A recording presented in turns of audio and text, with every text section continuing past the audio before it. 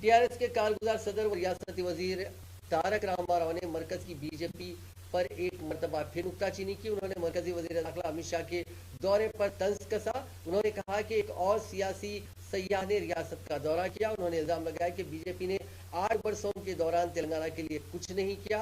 KTR ने आज एक प्रेस कॉन्फ्रेंस करते हुए कहा कि एक और सयाह आज यहाँ पे आया, खाया पिया और चल दिया। 8 साल में कुछ नहीं दिया। तेलंगाना को आज भी वही सिलसिला, वही जुमलेबाजी और धोखाबाजी है। बीजेपी बकवास या जुमला पार्टी बन चुकी है।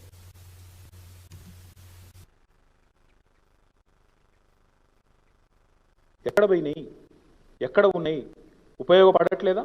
నీ ఉత్తరప్రదేశ్లో, నీ బీహార్లో, నీ మధ్యప్రదేశ్లో, నీ భాజపా అసమర్థ రాష్ట్రాలలో, అసమర్థ పాలనతో కునారిల్లుతున్న రాష్ట్రాల్లో అక్కడ ఈరోజు తెలంగాణ బిడ్డల చెమట, తెలంగాణ బిడ్డల రక్తం అక్కడ లేదా?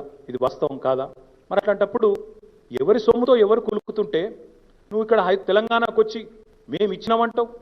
దండం పెట్టిపో తెలంగాణకు, వచ్చి ఇక్కడ దండం పెట్టు తెలంగాణ ప్రజలకు. మీ కాళ్ళు గడిగి నెత్తిన పోసుకున్నా మీ రుణం తీర్చుకోలేనని చెప్పు.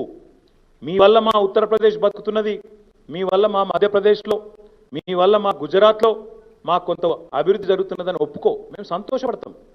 జాతి నిర్మాణంలో తెలంగాణ జాతి పాల్పంచుకుంటే తెలంగాణ బిడ్డలుగా గర్వపడతాం. మాకు ఆ విషయంలో బేసిజం లేదు. కానీ ఇట్లా పచ్చి అబద్ధాలు చెప్పి, దోకేబాజ్ మాటలు చెప్పి, దగాబాజ్ మాటలు మాట్లాడి, బట్టెబాజ్ ముచ్చట్లు చెప్పి బట్టగాల్చి మీ చేసిపోతా అంటే తెలంగాణ ఊరుకోదు. ఎట్టి పరిస్థితుల్లో వదిలిపెట్టమనే మాట అమిత్ షాకి చెప్తా ఉన్నా.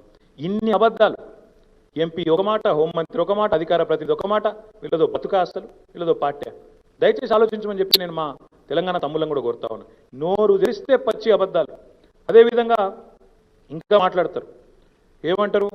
సొంత విధానమే లేదు వీళ్ళకి. ఇంకా ఇంకా దుర్మార్గం ఏంటంటే ఇచ్చినామని చెప్పే మాటలలో ఇట్లా చెప్తాడు.